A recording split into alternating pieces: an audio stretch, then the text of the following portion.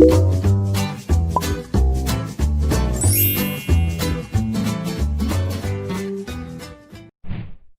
semua, perkenalkan nama saya Pinkan Triavanini, NPM C1B017067.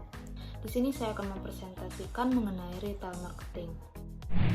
Sebelumnya, apa sih yang dimaksud dengan retail? Menurut pendapat dari Kotler, retailing itu adalah penjualan eceran yang melibatkan semua aktivitas, penjualan barang dan jasa pada konsumen akhir yang dipergunakan secara pribadi, baik itu mengkonsumsi produk atau kebutuhan sehari-hari. Selanjutnya adalah 3 jenis dari bisnis retail. Yang pertama itu ada bisnis retail berdasarkan kepemilikan yang terbagi lagi atau dikelompokkan menjadi 3. Yang pertama itu adalah independent retail firm. Independent retail firm ini adalah suatu outlet pengecer yang dimiliki serta dioperasikan secara independen dan tanpa penggabungan. Contohnya seperti kios, warung-warung, toko-toko, toko kelontong, dan lain-lain. Yang kedua itu adalah waralaba.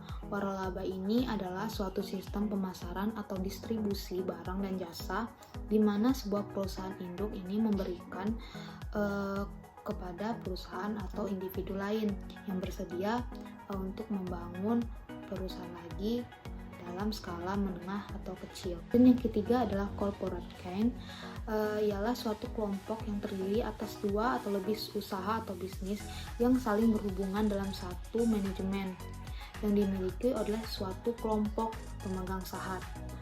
Seperti contohnya itu seperti department store, jaringan toko serba ada, maupun jaringan superstore. Baik, di sini saya akan membahas mengenai salah satu perusahaan retail yang ada di Indonesia, yaitu Hypermart.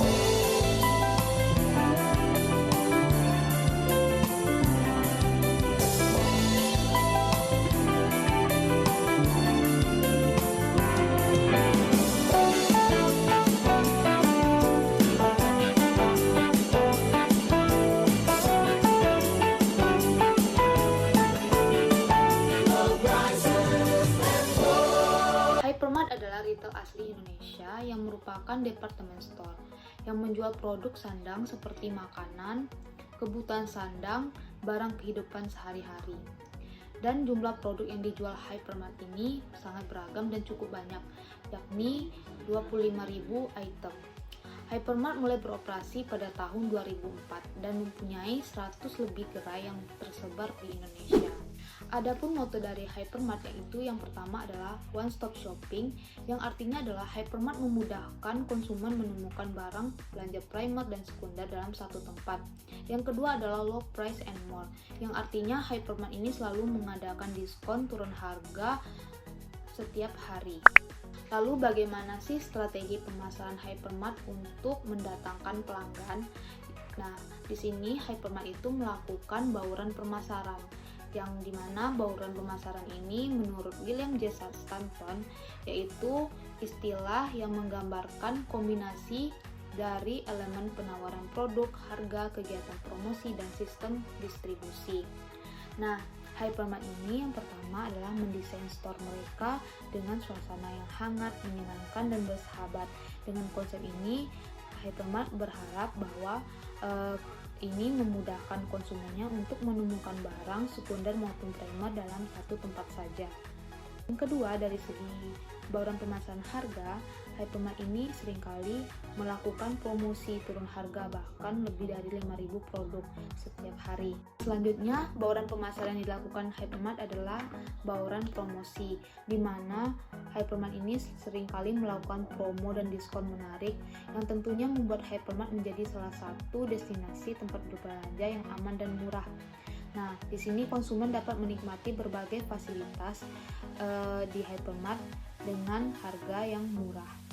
Selanjutnya, bauran pemasaran yang dilakukan Hypermart adalah melalui produk-produk yang mereka sediakan itu berkualitas, serta mereka juga menjamin bahwa standar dari produk yang mereka sediakan itu tidak bisa ditawar. Hypermart ini juga melakukan bauran pemasaran melalui layanan pelanggan, yaitu konsumen bisa melakukan transaksi atau melakukan pembayaran melalui kartu kredit. Di sini Hypermart memberikan keuntungan tambahan kepada pelanggan dengan memberikan poin-poin yang bisa ditukarkan kembali.